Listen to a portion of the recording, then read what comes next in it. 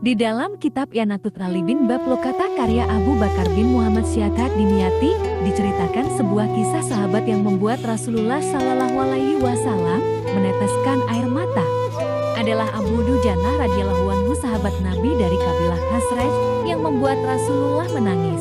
Selain dikenal pemberani di medan perang, Abu Dujana juga seorang yang sangat menjaga diri dan keluarganya dari perkara haram.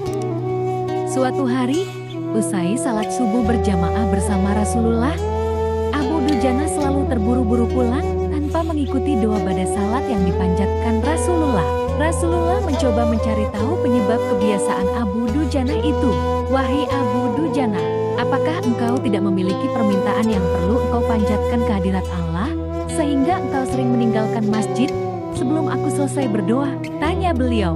Abu Dujana menjawab, begini Rasulullah, kata Abu Dujana memulai ceritanya.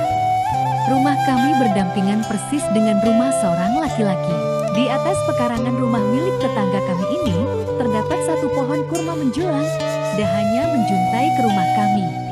Setiap kali ada angin bertiup di malam hari, kurma-kurma tetanggaku itu saling berjatuhan, mendarat di rumah kami.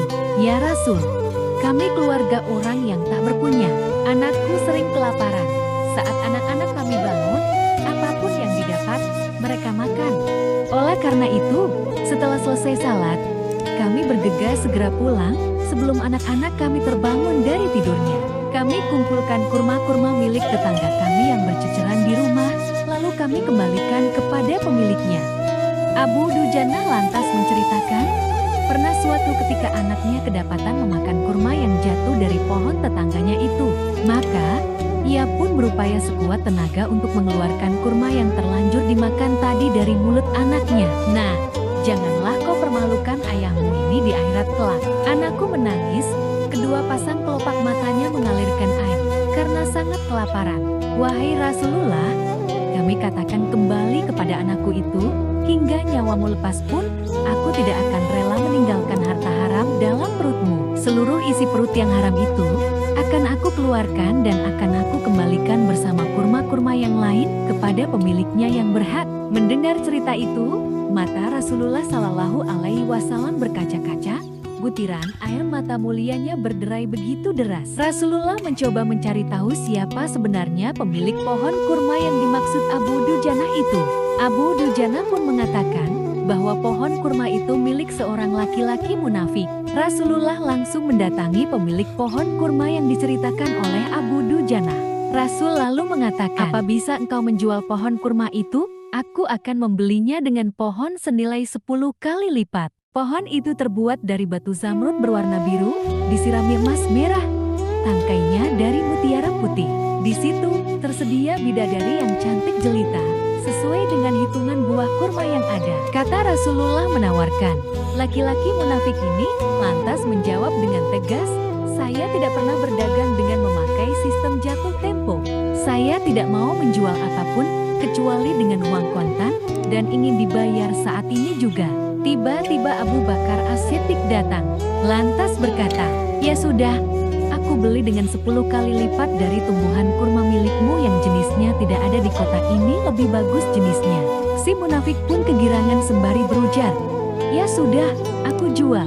Abu Bakar menyahut, bagus, aku beli. Setelah sepakat, Abu Bakar langsung menyerahkan pohon kurma itu kepada Abu Dujana. Rasulullah kemudian bersabda, hai Abu Bakar, aku yang menanggung gantinya untukmu. Mendengar sabda Nabi itu, Abu Bakar bergembira bukan main, begitu pula Abu Dujana. Sedangkan si munafik berjalan mendatangi istrinya, lalu menceritakan kejadian yang baru saja ia alami. Aku telah mendapat untung banyak hari ini. Aku dapat 10 pohon kurma yang lebih bagus. Padahal kurma yang aku jual itu masih tetap berada di pekarangan rumahku.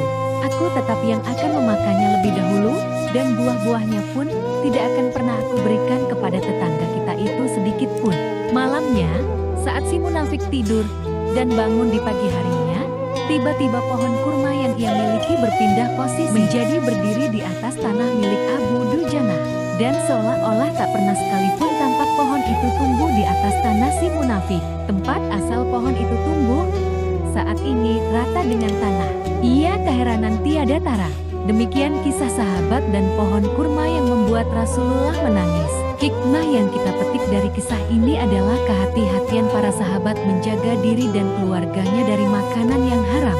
Kemudian pohon kurma yang berpindah posisi itu adalah salah satu mukjizat Nabi Shallallahu Alaihi Wasallam yang langsung dirasakan oleh sahabat Abu Dujanah.